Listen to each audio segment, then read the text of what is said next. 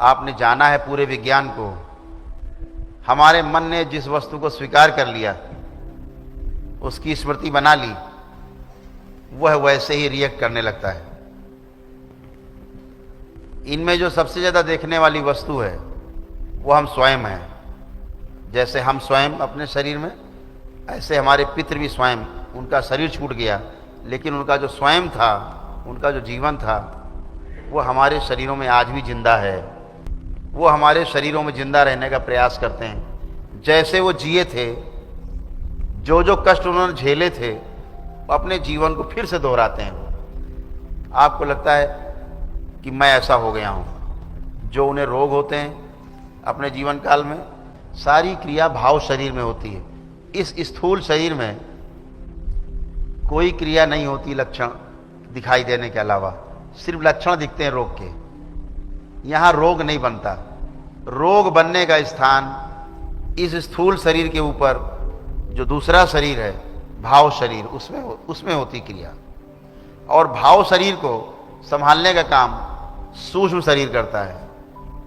सूक्ष्म शरीर को संभालने का काम उसके पीछे जो तुरीय शरीर है वो करता है। तुरीय शरीर को संभालने का काम उसके ऊपर आत्म शरीर करता है।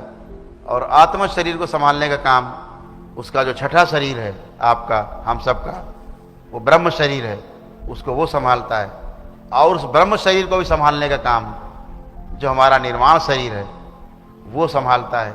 ऐसे ईश्वर ने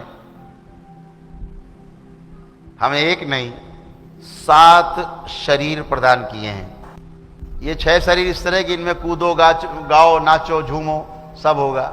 इतने से कूदे जमीन मिलेगी, उतने से कूद गए फिर नीचे जमीन है, और ऊपर से कूद गए नीचे जमीन है। लेकिन जो 7वां शरीर है, बड़े हिम्मत लोग वाले ही जा पाते हैं वहां।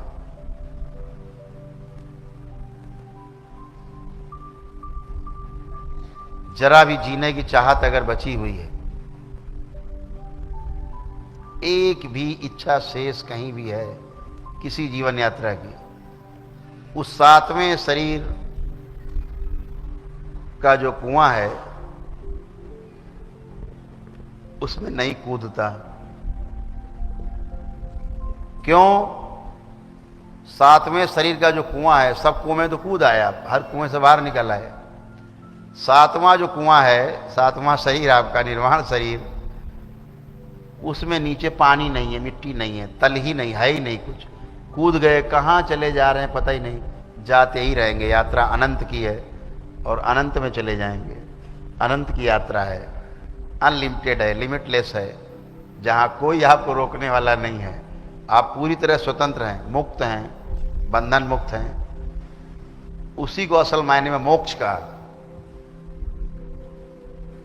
उस यात्रा में बिरले जाते हैं। और उससे भी बड़ा वो है जिसे हम भगवान का दर्जा देते हैं। उस कुएं में गोता लगा करके भी फिर वापस आ जाता है शरीर में अपने, और फिर सबके बीच में बैठ करके अपने अनुभव बांटता है। और आपके सामने अपने अनुभव को प्रमाणित करता है। फिर आप उस प्रमाण के आधार पे विश्वास करते हैं। उस विश्वास के आधार पे, करने के आधार पर फिर आप अपनी यात्रा शुरू करते हैं अविश्वास पूर्वक। और आप भी अविश्वास से यात्रा करते करते विश्वास के केंद्र में पहुंच जाते हैं। और आपकी यात्रा भी उसी तरह पूरी होती है जैसे बुद्ध की यात्रा पूरी हुई, जैसे किसी भी महापुरुष की यात्रा पूरी होती है, ऐसे आपकी भी यात्रा पूरी होती है। इसके आप अधिकारी बन जाते हो। आप इस शरीर में रह करके, ये शरीर कितना करामाती है, आपने इसमें कुछ अनुभव किए हैं। स्मृतियां आदमी के प्राण ले सकती हैं। स्मृतियां आदमी का एक स्मृति पूरा जीवन खराब कर सकती, खराब स्मृति। और एक अच्छी स्मृति आपके जीवन को ना सुंदर बना सकती है, बहुत सुंदर, अति सुंदर, जैसा आप चाहते हैं उससे भी ज्यादा सुंदर। इसीलिए इस दरबार का नियम है, जब तक किसी के पूरे समस्त पितृ मुक्त नहीं हो जाते, मुक्ति नहीं हो जाती सबकी, सारी ऐसी स्मृतियां, गंदी स्मृतियां आपकी नहीं हट जाती, जो आपकी पिछले जन्मों से आपकी जुड़ी हुई हैं और आपके जीने में बाधक हैं, इसके अधिकारी नहीं मानता दरबार और दीक्षा देने में आपको असमर्थता व्यक्त करता है। लेकिन जैसे ही आप अपने पितरों को मुक्ति करा लेते हैं, सारी गंदगी चली जाती है आपकी, सारा जितना भी आपका कूड़ा करकट था सब विदा हो जाता है, आप पूरी तरह शुद्ध होते हो।